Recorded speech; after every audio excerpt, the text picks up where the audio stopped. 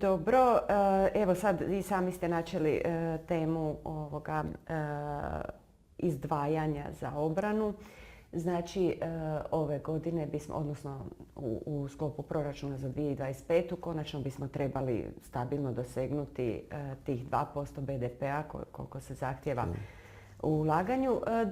Druge članice zapravo ulažu, mnoge među njima, puno više od tog postotka.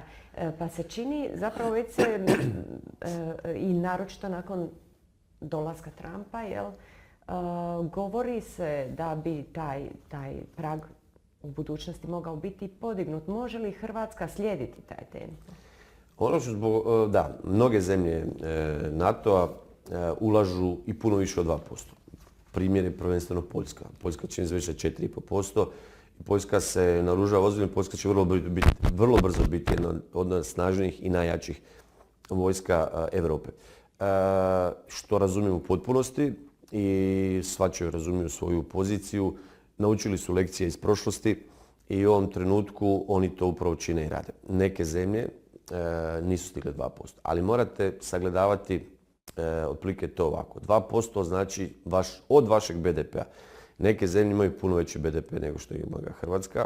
I narod... BDP raste. Tako, a mi imamo upravo taj izazov. Naš BDP jako raste, snažno raste i mi ovih 2% smo uspjeli dostići u 2025. godini s time da će biti izazov poprilični i u budućnosti držati tih 2% jer naš BDP stvarno u zadnjih nekoliko godina je strašno porastao.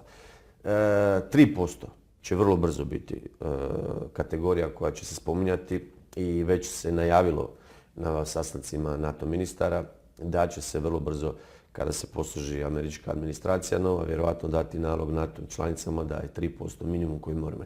Mi možemo to stizati. Ja sam razgovarao s premijerom i ovo sve što radimo, činimo naravno zajedno. Ako će to biti uvjet koji treba biti, na kraju krajeva Hrvatska će slijediti taj primjer temeljem svog BDP-a, temeljem svojih mogućnosti, temeljem svojih potreba ići će upravo na 3%. Znači imate u tim planovima potporu premijera.